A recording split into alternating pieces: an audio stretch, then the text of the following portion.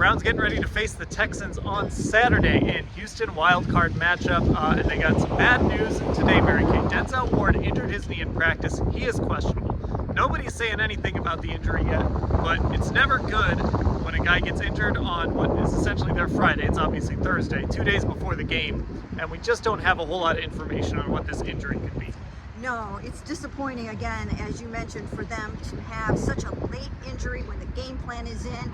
They know how they're, who's covering Nico Collins and who's covering the other receivers for the Texans, and now he's out, and they might not. He's not out. He's questionable.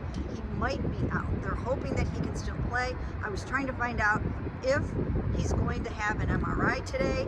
That probably will happen. That's the kind of stuff that takes place when you suffer a late injury like this. So, of course, they're hoping that Denzel can play and that it's not anywhere near something that's going to keep him out for this game or the other games.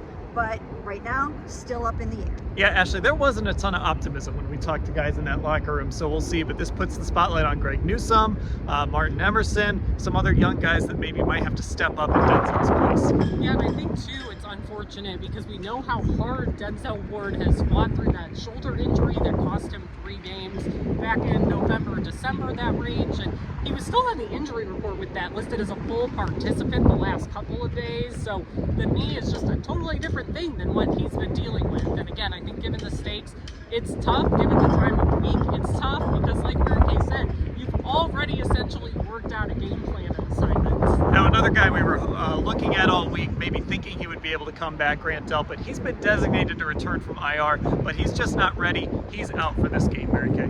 Yeah, you know what? He talked about talking at the podium next week. So that's what these guys are thinking. They're thinking victory in Houston, and then they're hoping on getting some of these guys back for next week, such as Grant, such as Dustin Hopkins, who is also out this game, such as Cedric Tillman, who is out for this game with a concussion. But certainly Grant has worked his tail off to try to get back for this game.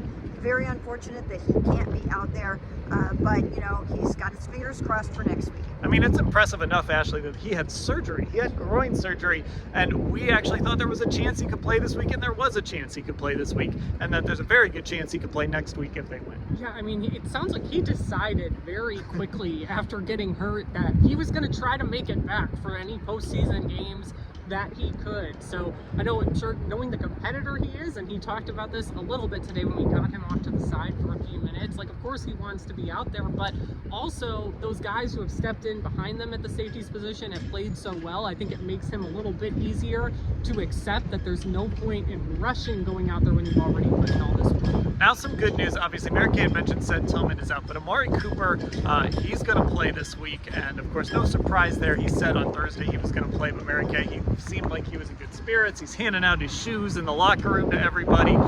So Amari Cooper ready to go back to the place where he set the team record for receiving yards. Yeah, he's really excited. He hasn't played since then, since he set that record with 265 yards. The heel feels good. We watched him practicing today. He looks totally fine. As you mentioned, he's handing out shoes from his brand in the locker room, and everybody's in a good mood heading into this game. Yeah, Ashley, we know what look. Texans know what Amari can do. We know what Amari can do. He's a difference maker in this passing game. Exactly. I mean, he's their #1 threat, and Mary Kay said it earlier today. If you have Amari Cooper and David Njoku, and they're firing on all cylinders with Joe Flacco, that alone is going to potentially win you a heck of a lot of football games. So, knowing what he did last time against the Texans, knowing how much they struggled to cover him, knowing how much zone I think they play, all of that works in Amari's favor. All right, well, thanks for bearing with us here. We had a little bit of a microphone issue, so apologies for the wind, apologies for maybe some of the audio, but we're going to have everything covered that happens in Houston on Saturday at cleveland.com/Browns.